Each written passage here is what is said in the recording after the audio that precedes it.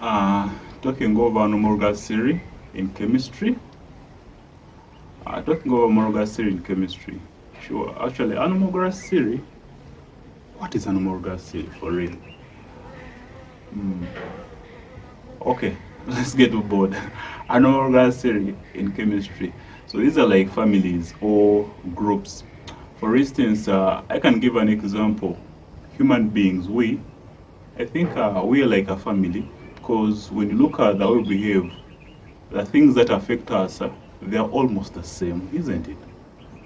For instance, when you're bitten by a mosquito, I think we all get malaria. What about a cow?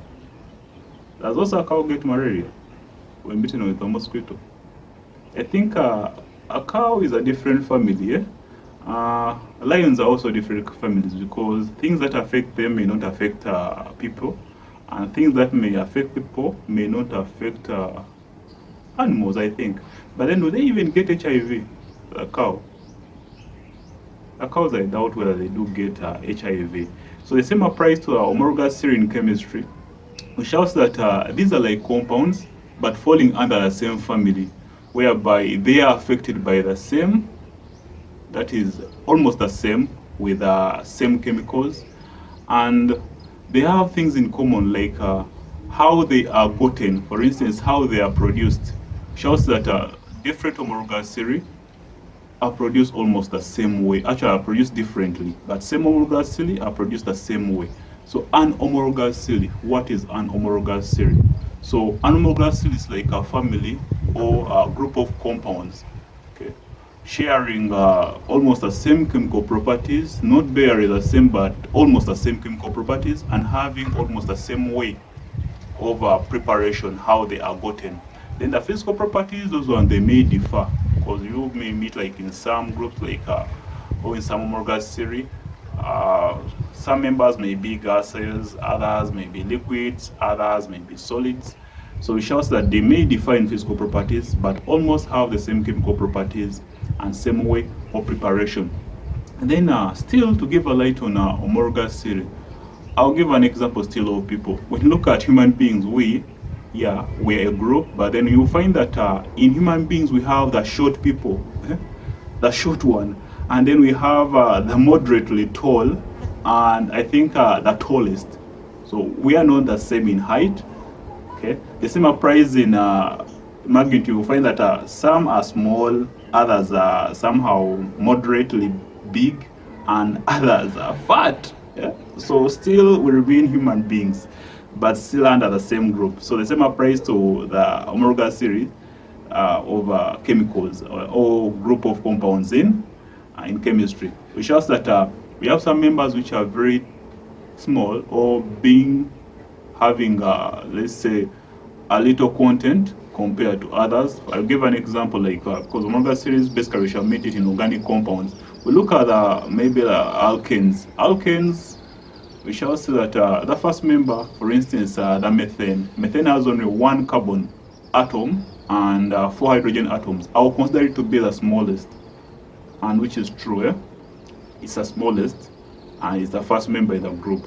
Then followed by ethane, which has two carbon atoms and six hydrogen atoms. So you can see how the group follows. So from that, so the number keeps on increasing as you go down the group or as you move from one member to the other. That is from the smallest to the biggest. So basically that's an homologous series. So they do share. So though they may differ in sizes or in the number of atoms that make up the compound, but they may have almost the same way of preparation.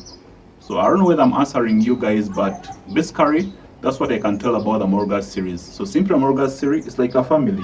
Okay, it's a family, it's a group sharing some things in common. Like it can be a family at home, whereby you have you do share same problems.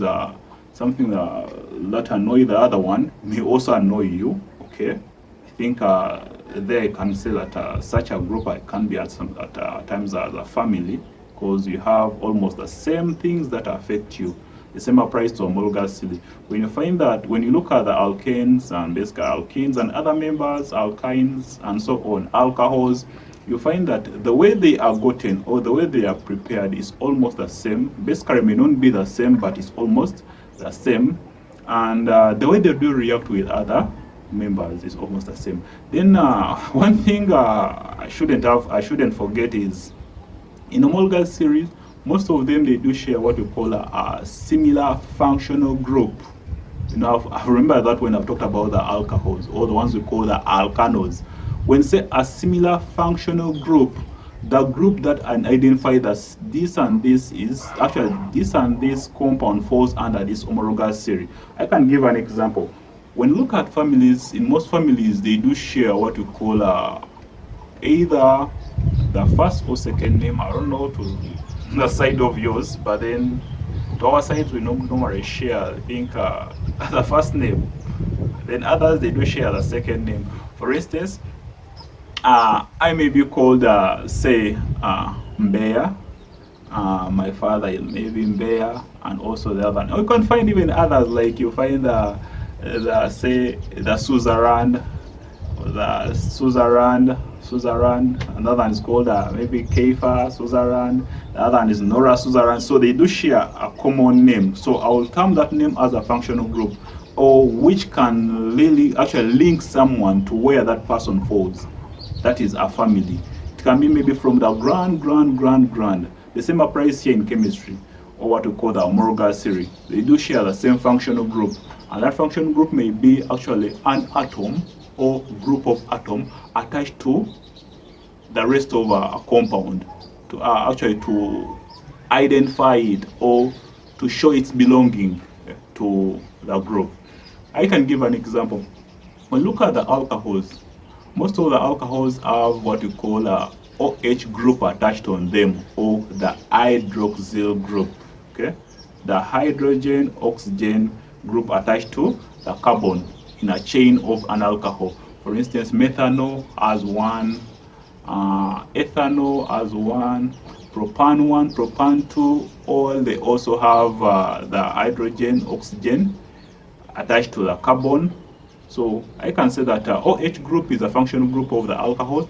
We have others, like for instance, let me see, the alkyl, alkyl halides. Yeah, alkyl halides, or the ones we call the halogen alkanes. I know for those who have not yet looked at that, I think I'll produce a video to talk about those ones, the alcohols, and maybe the hydrogen alkanes or the alkyl halides in general. Okay. So those are examples of homologous series. So they do have a functional group in common, whereby, like, when you look at it, it can lead you find that each and every member is similar in that one may be short but having that functional group, another may be long but still with that functional group. Then still this functional group can be in different position. We shall further look at that later on in our next video. That is, for instance, the alcohols, you'll find that we have the secondary, the primary, but they all fall under the same homologous series, or the same family, same group. So basically, that's an homologous series, okay?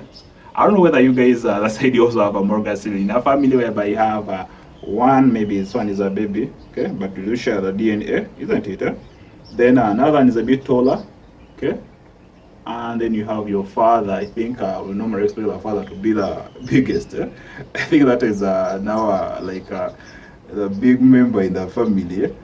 And I think you all share the same blood, the same DNA. At times, even the characteristics, you find that even some behaviors or personalities, you do share them characteristics. Like, for instance, you find that such and such a family, those guys are very tough. You get it, They have a short temper. That's a different one. It's different from toughness. Then those ones are ever jolly. They are ever happy. You can't say that. So those are some of the characteristics they do share. The same applies in chemistry. You find that these homologous, all these groups or these compounds, they do fall in that family which we call homologous series, sharing the different characteristics and even affecting. So and so when you do this to them, actually when you do this to that person, the person will get annoyed. The same applies this compound. For instance, I can pick an example. You can say that when you get, say, acids and you mix them with alkaline, you form a salt and what?